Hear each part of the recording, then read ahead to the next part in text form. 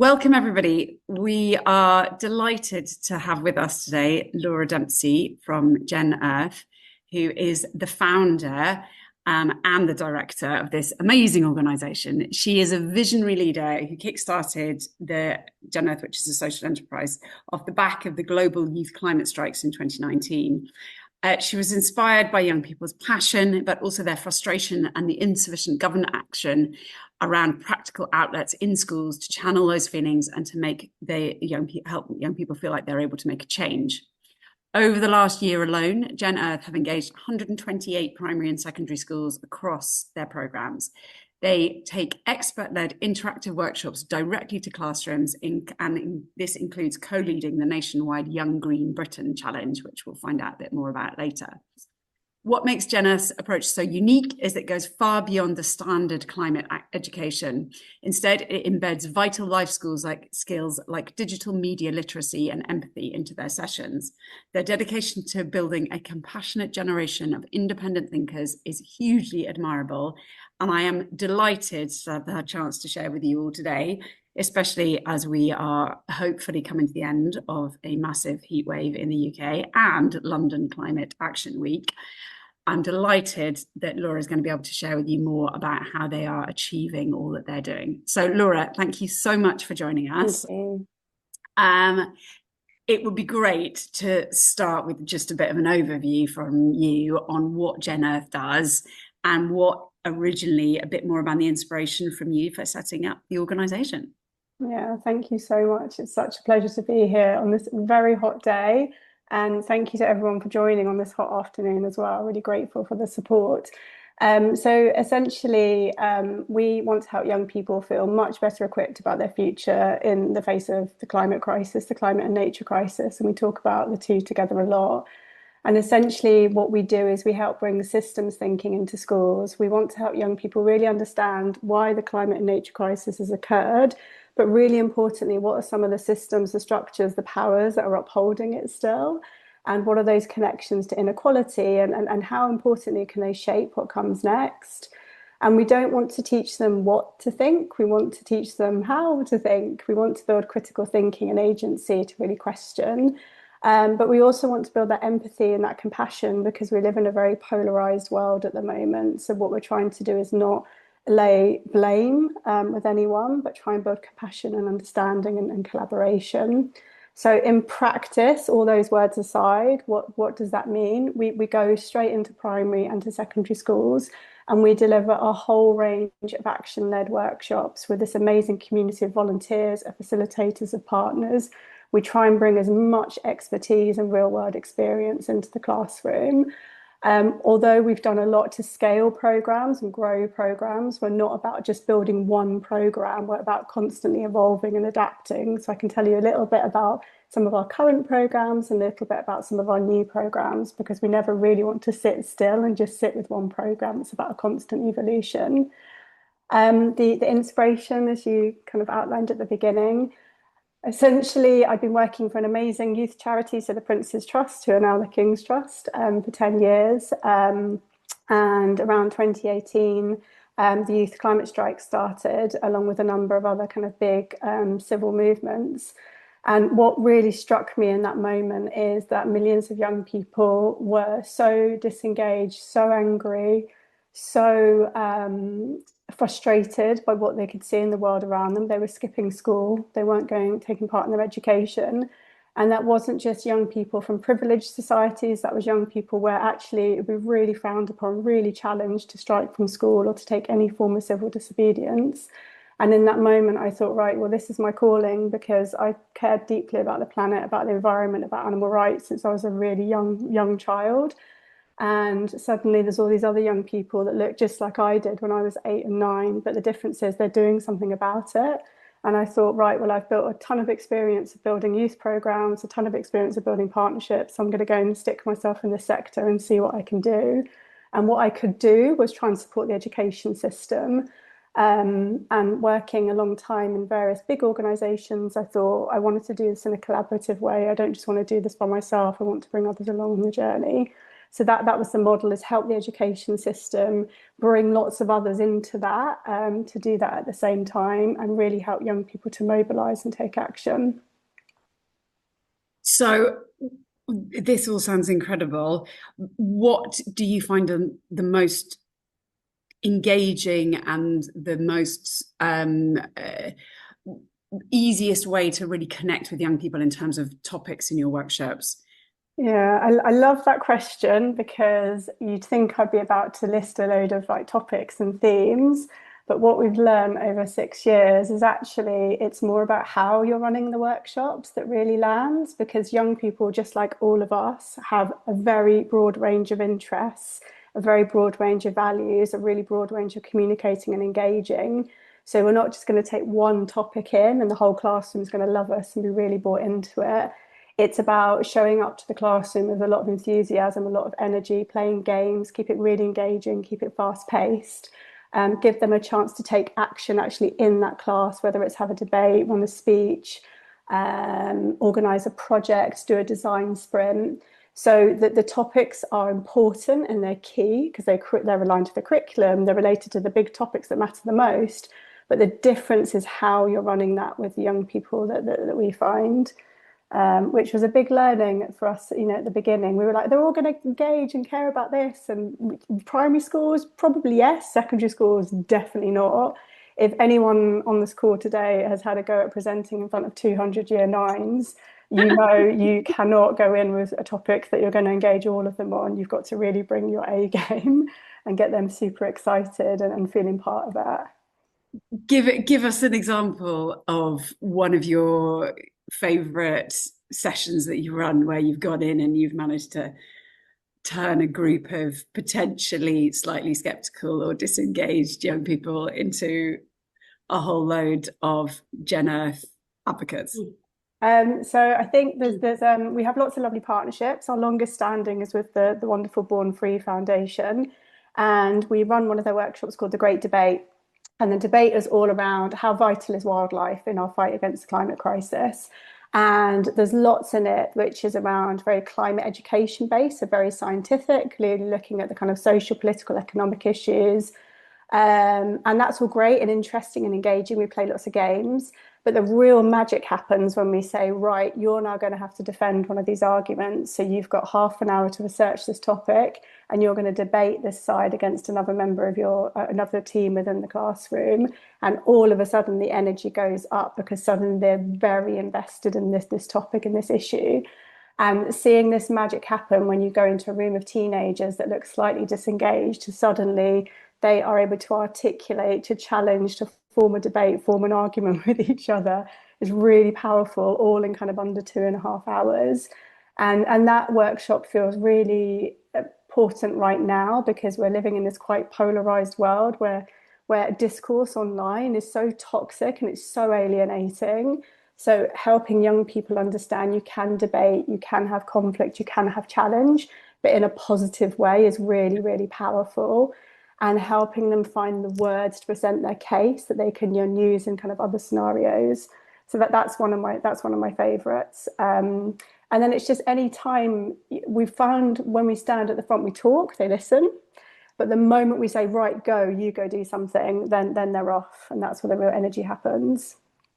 I mean, the transferable skills that you are bringing into these workshops and teaching is phenomenal. It's so much more than just education. It's amazing. I know that you've got a really exciting new program that you're launching in September. Tell us a bit about that. Yeah, we're really excited. So when I began this start of this call, I talked about the youth climate strikes, and there were millions of young people striking from school, and there was so much passion and energy, and it felt like a really big moment. Cut to 5, 6 years later, that's really shifted. And I'm not saying young people don't care anymore, but the fact is they are so overwhelmed, they're so disengaged, they're so overwhelmed by all the information they're receiving, that we've seen a massive shift in the classroom. And we talk to teachers and we hear that same message, and we talk to parents and we hear that same message. Because essentially we're kind of at the front line of two big risks at the moment. A really destabilizing climate crisis, and then a really polluted, if I can use that word, information environment. And this is really our opportunity to try and address both in one go. Young people are swimming in online misinformation more than any generation before, and they're not being taught how to think, I mean, lots of us aren't. We pick up our phone and we get drawn into it, and we suddenly have all these feelings and knowledge that we don't know what to do when we put our phone away. But imagine having to regulate that when you're a 10, 11, 12, 13-year-old. That's really tough. So how do you act with confidence or trust when everything feels so chaotic? So that's the kind of principle behind the program. And as we'd started to think about this program and wanting to do something in this space, thanks to the four, we were connected with this amazing lady called Felicia, who I want to give a shout out to, who was offering us her misinformation program materials that she'd been running for years in primary schools. So we got together, had a few coffees, maybe had a glass of wine at some point, and started to talk a little bit about how we could bring this program into its next phase, into secondary schools, and really centered in the climate misinformation piece. So that's the plan. So the program will follow kind of three kind of core blocks. The first one is really digging into what is misinformation, who holds all the power, how do you tell fact from fiction, what's the bias. We're going to lean a little bit into AI because that's massive. Young people are so engaged in AI that you know, that's a huge Pandora's box of issues, but also of opportunities. The second one, we will really be helping young people to research, look deeply into one topic they care about. And then the third stage, we're getting them to pitch and to present and to debate their idea. And we're going to invite a bunch of external experts to come in and sit on the panel. So if anyone on this call wants to take part in those workshops, we'd love you to join us. That sounds really, really exciting. Is there an issue sometimes that you are bringing up and educating on topics that can feel quite scary for young people? They can feel scary for adults. Yeah. You know, the climate crisis is a very real thing that's happening, and it's moving and shifting and seems to be accelerating on a daily basis. So how do you tailor your workshops and the work that you're doing to make sure that it is appropriate and supportive for the different age groups that you're working with? Because that must be really hard. Yeah, it is. And when we first started and I was telling friends and family members what we were doing, there was a little bit of reservation to say, oh, are you not going to freak young people out? Are you not bringing kind of these catastrophes into the classroom? And the really sad news is they already knew about this. They're already hearing their parents talk about it. They're hearing snippets on the news. They're seeing stuff on social media if they're old enough.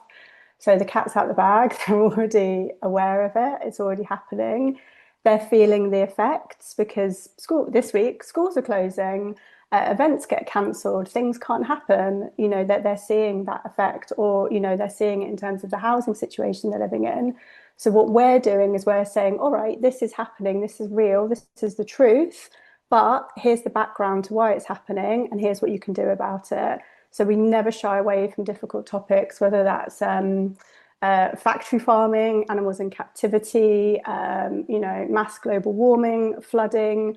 But what we do is help young people understand, why has this happened? Why does it continue to happen? And what can we all do about it? And we never leave a classroom without asking young people to share their feelings. So we always make space for that. And we never leave a classroom without everyone having pledged or taken an action there and then, so they know there's something they can do.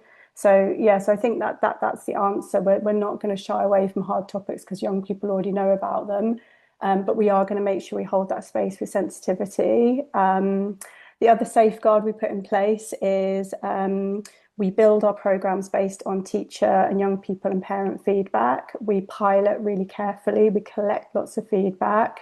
We have a lot of trusted teacher friends that we talk to say, how far can we take this, or how can we make this engaging and not scary? So everything we do is in really close kind of consultation and collaboration.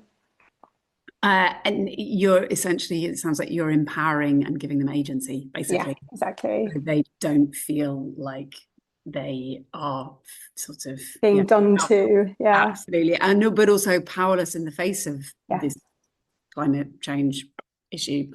There are things that can be done. It sounds like you are getting a really great response from schools. Is that the case? And you know, how does it work when you're engaging with schools?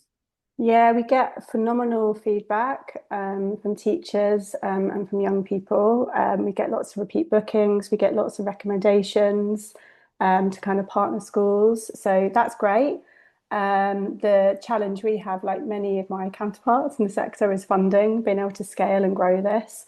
There's so many of us competing for the same pots of funding. And that's why we're really, really fixated on collaboration and partnering with others. Sorry, the heat is drying up the atmosphere a little. Yeah, so that's why we're really fixated. So I think the response from teachers has been amazing. We want to do more, and we can do more, and we know how to mobilize and scale. But it's lacking that kind of financial investment to help us get to the next stage, which is no surprise to anyone that's in this space.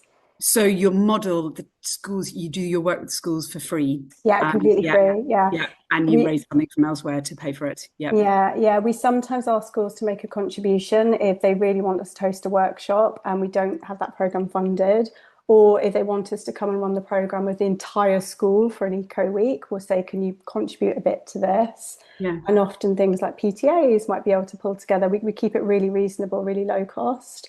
We are exploring a private school model as well. We've worked with some private schools. So whether we employ a kind of buy one, gift one approach, so a private school can fund a workshop and that enables us to work with two state schools in their local area, is a model we're kind of considering launching in the autumn term. So what's the structure of GenEarth like? I mean, how many staff do you have? How do Yeah, you cope with the sort of ups and downs of yeah. demand? Well, thanks to the four, we went from one member of staff to two. So huge, huge thank yous. You doubled our staff numbers thanks to your amazing support. So there's myself, and then I have a director of development who also who is funded kindly through the four's support. Then we have an amazing kind of ecosystem of volunteers that help us to run workshops, do specialist projects, do research for us. We have a board of trustees that we've just brought in this year. We have a kind of board of youth ambassadors who started off as a bit more of the youth ambassador program, but that role is now evolving to have much more kind of say in the types of programs we're running, and we're co-designing our new program with them. And then we just have this phenomenal kind of ecosystem of partners that we work with. The UK Youth Climate Coalition, the Born Free Foundation, Social Innovation for All. I could list lots and lots and lots. And the Empathy Project is one of our new ones. So yeah, so when people ask me how many of there are you, I say two, but actually it's a whole army around us that kind of Yeah. keeps things moving. So yeah, I know you're a massive advocate for collaboration yeah, and partnership. What for you? What are the sort of? I mean, we often a lot of the people on this call will also be working in similar types of yeah, organisations. What are the benefits and pitfalls of that sort of working? Because it can be fantastic, yeah, but also can be really tricky. yeah, definitely. So benefits are for a lot of founders who are doing this alone, suddenly you've got a friend to discuss things with, a colleague to debate things, to get things moving, to help each other out in those tough moments, to encourage each other. So there's a lot of kind of personal support that you get. You get to share resources. You get to share expertise. So often we'll partner with others who specialize in one area where you've got a gap and vice versa. Um, Funding is often viewed it's quite viewed quite favourably if you're going into funding bids collaboratively. So that's another reason to endorse that, particularly for some of those bigger funding pots. It's quite powerful to say, well, I've mobilised a little coalition around me. You can achieve scale. With one of our programs, the Young Green Britain Challenge, because of our partnerships, we're able to deliver the programme all across England. We'd never be able to do that if we were just building a team from the ground up from London. So loads and loads of benefits, and I'd really endorse the approach. The challenges which you can mitigate are, sometimes you might have different capacities, and one partner will want to move at a certain pace, and you want to move at another. You might have slightly different vested interests. You might have, a slightly misaligned agenda. But as long as you it's a bit like dating, like you have to get to know each other, first of all. You have to you have to go on a first date. So we always say do a small project, first of all, to see how it works, see if you like each other, because sometimes you don't. You have to kind of set expectations. And I think what we learned quite early on from the beginning is set everything out in writing, make sure there's nothing unclear, because it might seem all matey and friendly, but you're in business together. So it's really important to get those contracts, MOUs, those partnership plans in place. So I think if you can, try out working together, align your goals, set a really clear kind of framework and structure to work together, it can be hugely successful. The other part is to know you don't have to be together forever as well. So, you're not wedded for life. Actually, you might just be together for one particular project or program. So to know it's okay to part company at the end, because you might rejoin each other at a later stage. Um, I think all of those things that you have described are so useful and applicable across the whole sector. We massively encourage collaboration and partnership Mm. because particularly at the moment, it can really add value. But you are right, you have to have the time to invest in it, to build the Yeah. relationships and create the trust before they work. But yeah, the word pilot is always our friend. Everything, you start with a pilot, then it Yeah. doesn't matter if it doesn't work because It's it's like okay. the Stakes are pilot. low. Yeah. Yeah, Yeah. exactly. um but it's kind of going back to the root of the problem that you're addressing Mm. as an organization, and as part of this, I'd be quite interested to understand how you try, and because you're doing so much, how do you make sure you Mm. keep focused on what you're really trying to achieve as a mission?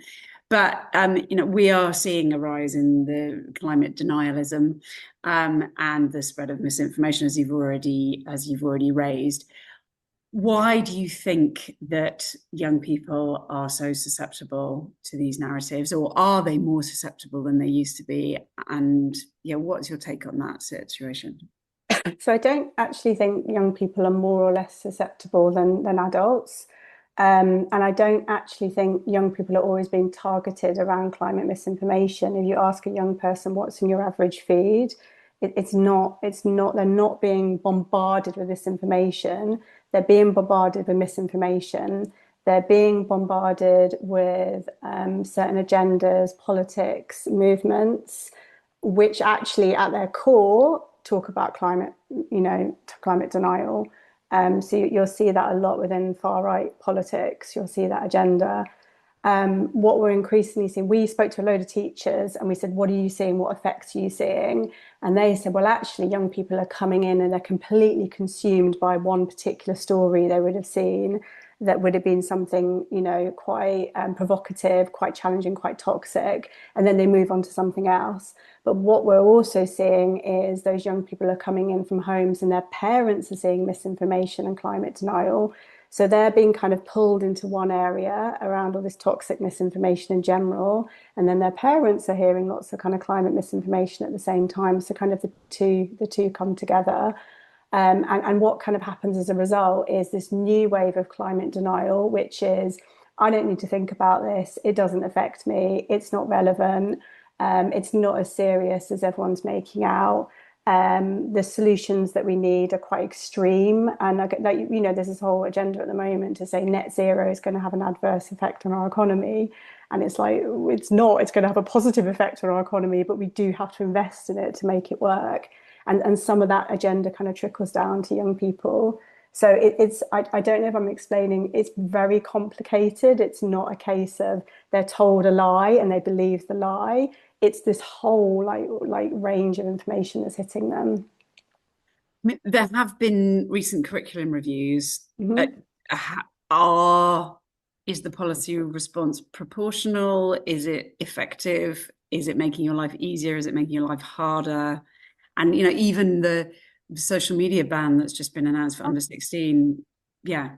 Yeah, Are yeah. you pleased by that, or do you think actually it's going to make it more difficult? I'm pleased it's been taken so seriously that a ban is needed.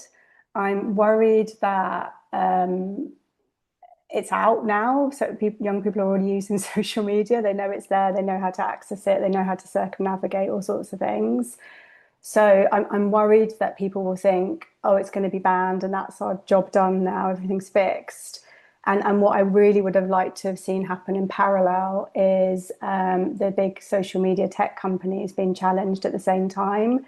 What I really would have loved to be seen in parallel is we're going to take this seriously and embed this in the education system right now. Like, yes, there was a curriculum review, but actually for us in the climate space, we felt it didn't include enough on climate. It did include a lot about AI and media literacy, so we're really happy to see that there. That said, this isn't going to come into schools until September 28, and think about how long it's going to take to embed in our thousands of schools nationwide. So I'm happy it's been taken seriously. I'm happy it's been given attention. But I think that has to come with a proper rollout and integration plan that involves more than just the poor teachers that are expected to suddenly be experts in these topics. Yeah, because that was also something I wanted to ask you about. How much do you feel?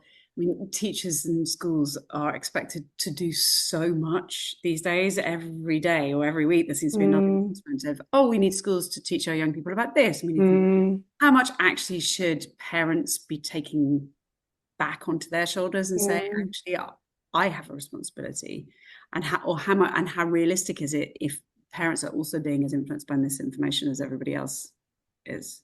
Yeah, so I think that comes down to that kind of classic individual versus system change. Like, all of us can do better, be better, adapt in some way, even if a tiny amount. Whether that's what we read, what we click on, what we follow, the good practice we're showing by not being glued to our phones all the time. So all of us can do that, parents included. That said, I wouldn't lay this at the feet of parents. I would say actually it's about making sure the government, that the companies that are profiting from this right now, the big kind of policy decision makers are actually doing something about this. So yes, do engage, do pay attention, do make some tweaks in your life. But for years and years, this rhetoric around individual action, like the carbon footprint, that was generated by the fossil fuel industry. This whole notion we have a personalized carbon footprint, it's a distraction technique from what the big kind of corporations are doing. So I would say, yes, everyone change a little bit, educate yourselves, pay attention, but really turn your attention to what the big players, the big actors are doing. Start having a pop at them. Use your spending power to have influence, use your vote to have influence. Like, we're not a political organisation, but there are certain parties taking this more seriously than others. Yeah, it is that. I think that's such a sort of great call to action to people, is that you can do your own thing in your own, modifying your own behavior, but also we need to all individually use our voices to, Yeah, in whatever way we feel whichever way we want to support, but we need to yeah. challenge and use our spending power. Is such a good point. And I think in the positive, like, really shine a light and raise the bar and raise the noise about the good practice that's happening. There's thousands of teachers and parents doing amazing things, making this happen and practical and real.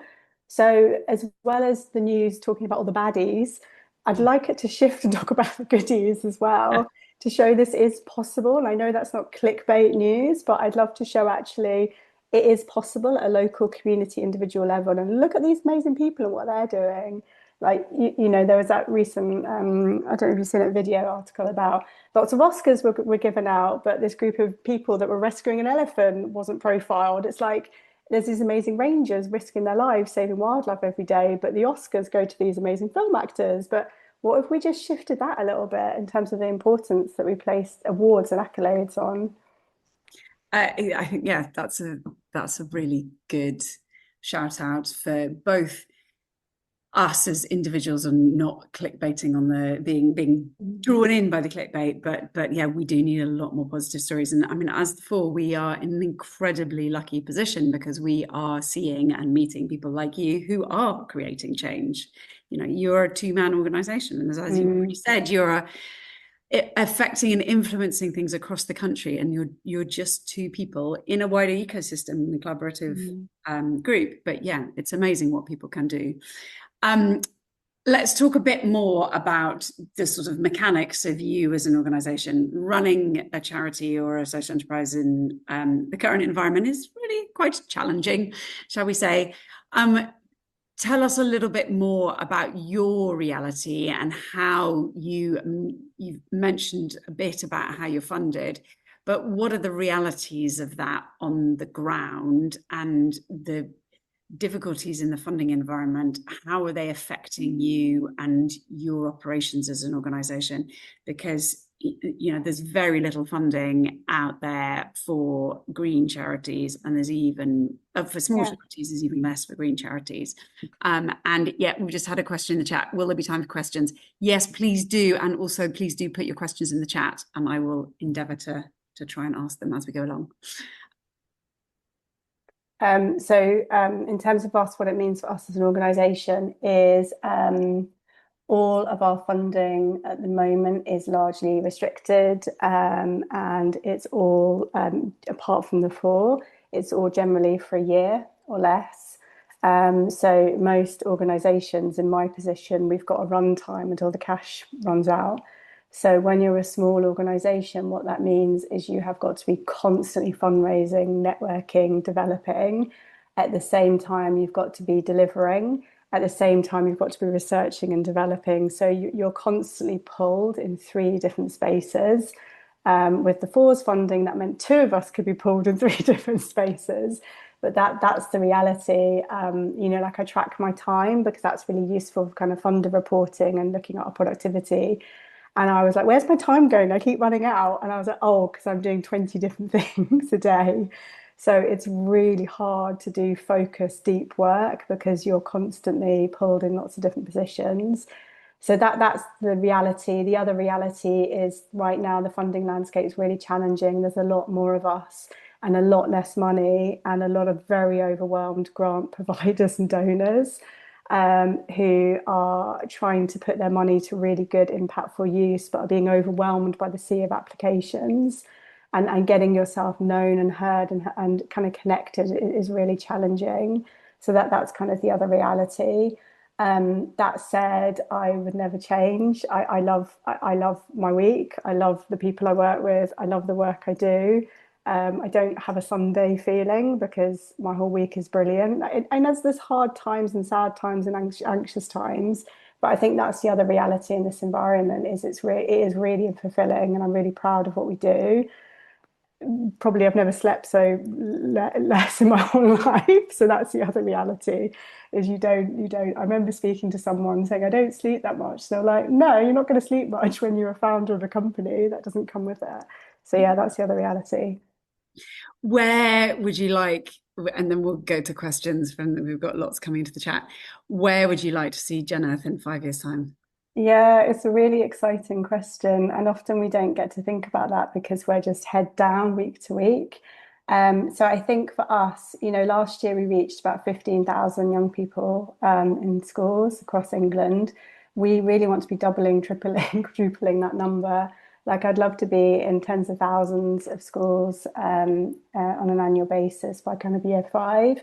And even that is just the tip of the iceberg. But we really, big picture, we want to make sure that we're helping that curriculum shift. So being something that we talk about from a policy perspective to actually happening. So be part of those organisations that are making sure climate and nature protection is embedded throughout every topic, to make sure young people leave school with the critical thinking skills and also the empathy to care and support others, not just people, but wildlife and animals. So I'd love to be part of that movement. I'd love our collaboration model to be really influential in the sector. I know lots of us are collaborating and partnering, but actually recognising that as a big strength and not just financially would be amazing. And then, like I would love to see the young people that we've been in the room with suddenly catapulted to 5 years, 10 years, 20 years time to them being kind of influential leaders and decision makers. So I'd love to be able to track the journey of some of the young people we've supported and say, we came into a classroom with you 5 years ago, and now look, you're actually making big change on a kind of much bigger scale. So you're not at all ambitious then? No, no.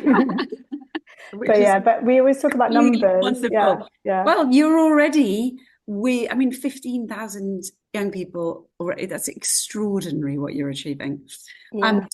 Let's go to questions because we've got lots of questions. So first one is from Drew saying, I'd like to volunteer as a parent. This is a key topic for the kids to be aware of.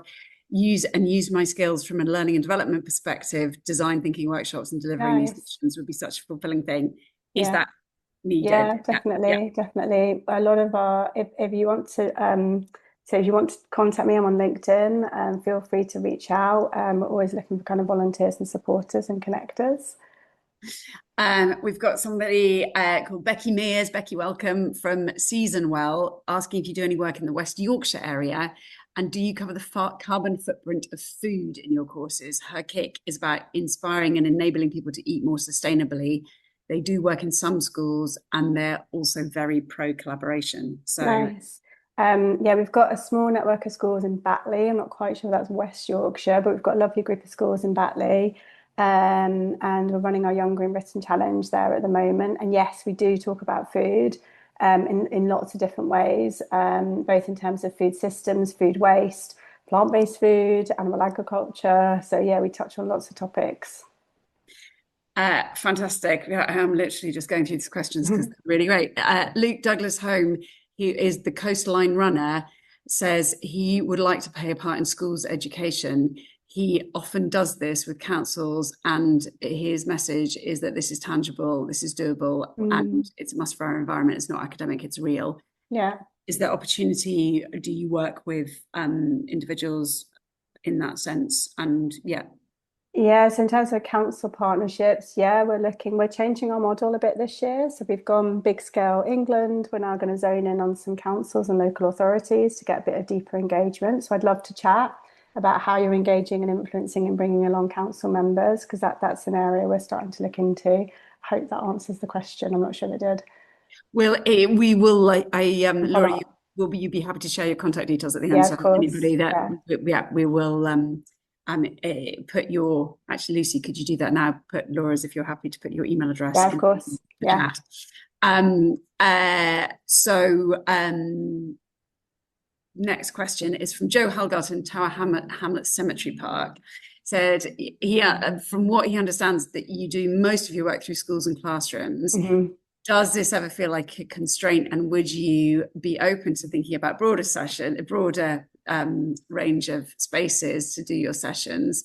Organisational interest alert: the nature reserve he leads is in Mile End Cemetery Park. Nice. Indoor, outdoor, and spaces that could host you. Lovely. Yeah, we're really happy to come out. And in fact, a teacher recently said to me, we'd love to bring the students out of the classroom once in a while. So yeah, we're really open to that. The reason we do primarily go into schools is timetabling and all the staff support and supervision you need to take a group of young people out of a school. So in order to make it easier for very busy, time resource constrained schools to say yes, if we go into the classroom for a short amount of time, it's much easier for them.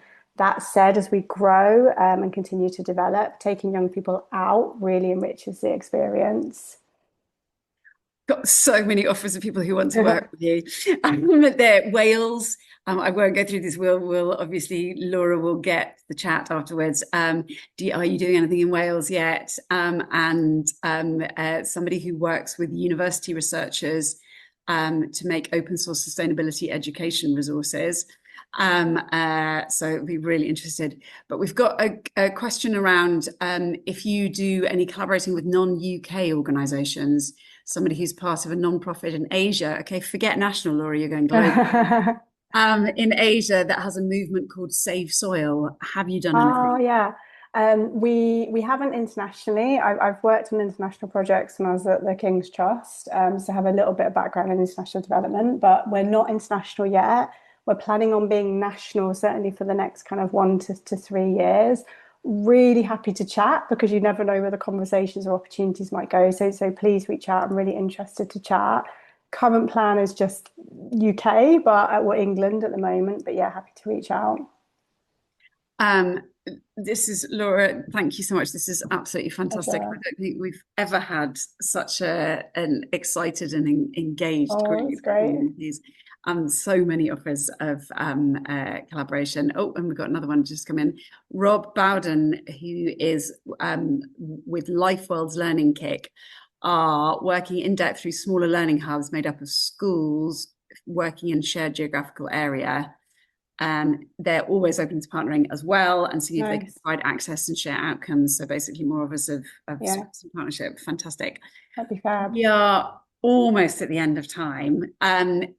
I would like to ask you a kind of final question is finish us off, Laura, with give us a story of like an individual who you have worked with who, yeah, really, when times get tough, you think back to that was one person or that was one group that we worked with, and this is why I do this. When you've had a really tough week and things aren't going so well, what is it you think of?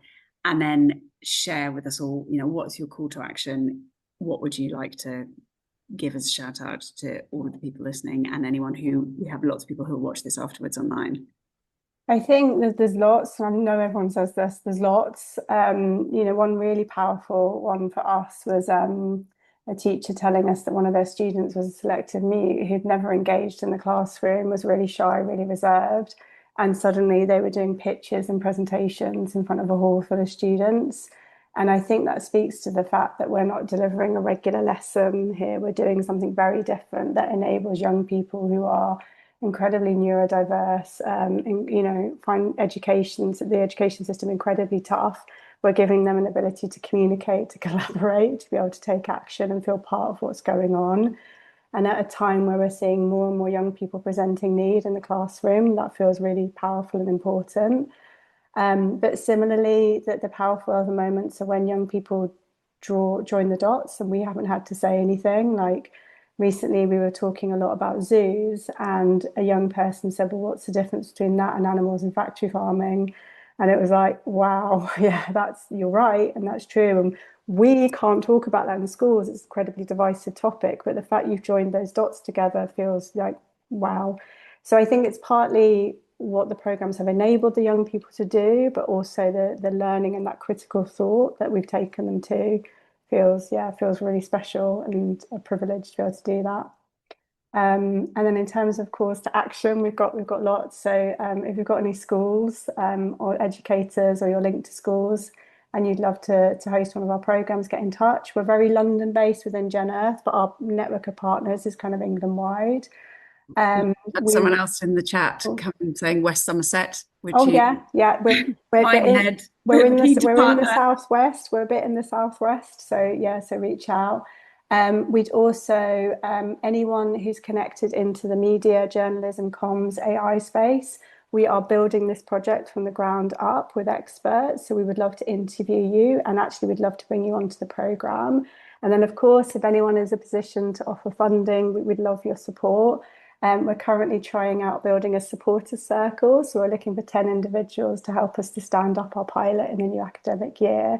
So if you've got a couple of pence to share and you'd love to chat about being part of that circle, we'd love to chat to you. I think that hopefully that's something for everyone basically there. One thing that I've got 1 minute to ask you this last question. How are your relationships with the really big wildlife and the really big environmental organizations?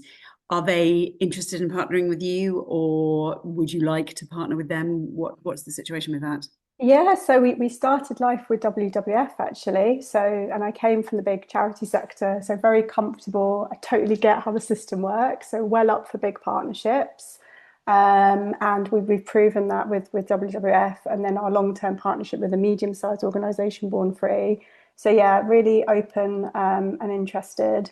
And we're constantly having conversations with different organisations. So if anyone is interested and wants to take part in one of our projects or join forces, we'd love to work with them. That sounds great.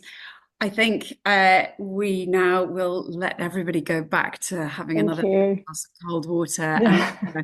give you the chance to take a step away from a screen. But thank you so Thank much you. for having this conversation with us. You are doing such fantastic work. It's such a privilege for us at the Four to be able to back you and support you. And I hope that you continue to get more really good connections from the networks that we are able to kind of link you in with.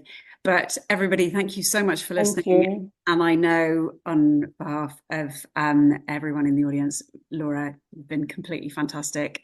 You're doing a brilliant job, and yeah, wish you every success. So Thank thank you so you. much indeed. I wanted to add a quick thank you to Maya and to Jessica and to the amazing Leslie who's been mentoring me, who we were connected to all three wonderful women through the Four. So thank you as a final little message. Great We'll to see make you sure all. that they get to see this if they're not watching it. Thanks, Thank you so much everyone. indeed. Speak to you Have a good week. soon. Have a good weekend. Bye. Bye bye.